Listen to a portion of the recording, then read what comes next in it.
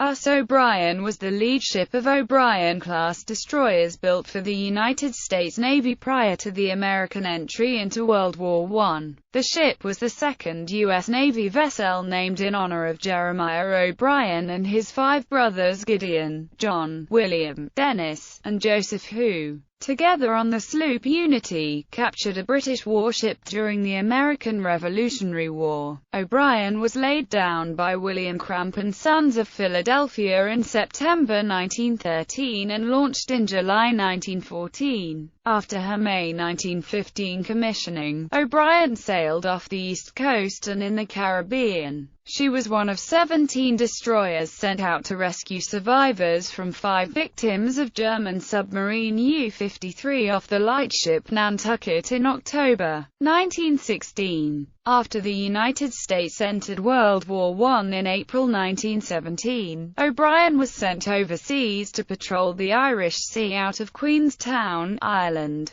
After returning to the United States in January 1919, O'Brien revisited European waters in May to serve as one of the picket ships for the NC-type seaplanes in the first aerial crossing of the Atlantic. O'Brien was decommissioned at Philadelphia in June 1922. She was struck from the Naval Vessel Register in March 1935 and sold for scrapping in April. Design and construction. O'Brien was authorized in March 1913 as the lead ship of the O'Brien class, which was an improved version of the Cassin-class destroyers authorized in 1911. Construction of the vessel was awarded to William Cramp and Sons of Philadelphia, which laid down her keel on 8 September 1913. On 20 July 1914, O'Brien was launched by sponsor Miss Marcia Bradbury Campbell, great-great-granddaughter of Gideon O'Brien, one of the ship's namesakes.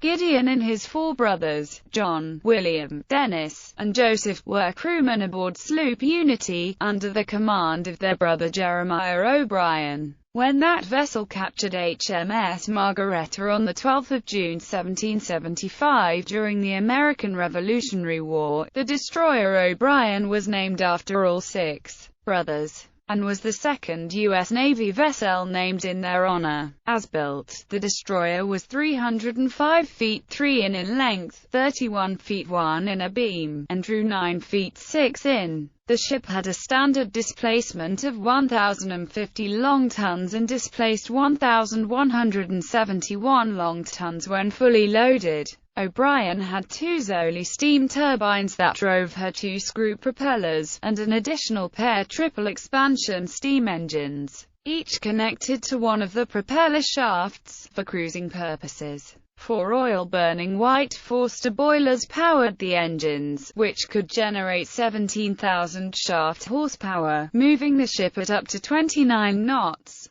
O'Brien's main battery consisted of 4 4-in, 50-caliber Mark Chapter 9 guns, with each gun weighing in excess of 6,100 pounds. The guns fired 33-pound armor-piercing projectiles at 2,900 feet per second. At an elevation of 20 degrees, the guns had a range of 15,920 yards. O'Brien was also equipped with 4 twin 21-in torpedo tubes. The General Board of the United States Navy had called for 2 anti-aircraft guns for the O'Brien-class ships, as well as provisions for laying up to 36 floating mines. From sources, it is unclear if these recommendations were followed for O'Brien or any of the other ships of the class. Pre-World War I, O'Brien was commissioned into the United States Navy on the 22nd of May 1915 under the command of Lieutenant Commander C. E. Courtney, after which she conducted her shakedown cruise between Newport, Rhode Island, and Hampton Roads, Virginia. In fleet exercises off New York in November, O'Brien collided with the destroyer US Drayton in a minor incident that carried away part of Drayton's topmast and wireless gear. In December, she was assigned to the 5th Division, Torpedo Flotilla, Atlantic Fleet. From early 1916 spring of 1917, she operated with the fleet along the East Coast and in Cuban waters.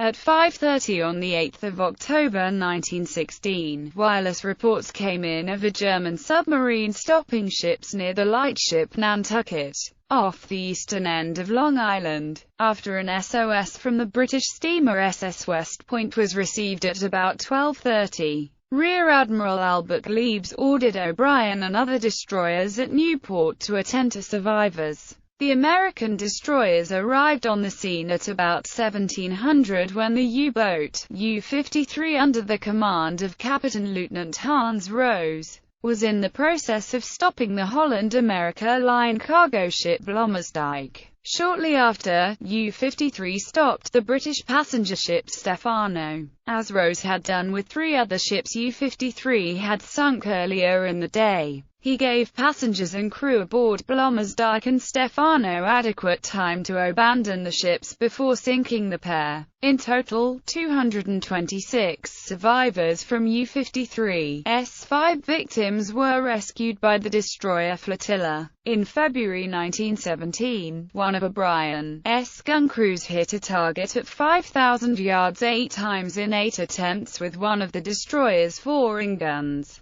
a feat which earned the crew and O'Brien recognition in The Independent, a weekly news magazine published in Boston. World War I. Returning from winter maneuvers off Cuba in March 1917, the ship was in the York River when the United States declared war on Germany on 6 April. Entering World War I. After fitting out at Brooklyn Navy Yard, she got underway from New York on 15 May with Cummings, Nicholson, Cushing, and Sampson, and joined convoy at Halifax, Nova Scotia, en route to Ireland. Upon arrival at Queenstown on 24 May, O'Brien was assigned to the 6th Destroyer Division, which cooperated with the British forces. She patrolled off the Irish coast in company with other destroyers, answering distress calls and meeting eastbound convoys to escort them through the war zone. While escorting SS Elysia 12 NMI off Queenstown on 16 June, lookouts on O'Brien sighted a periscope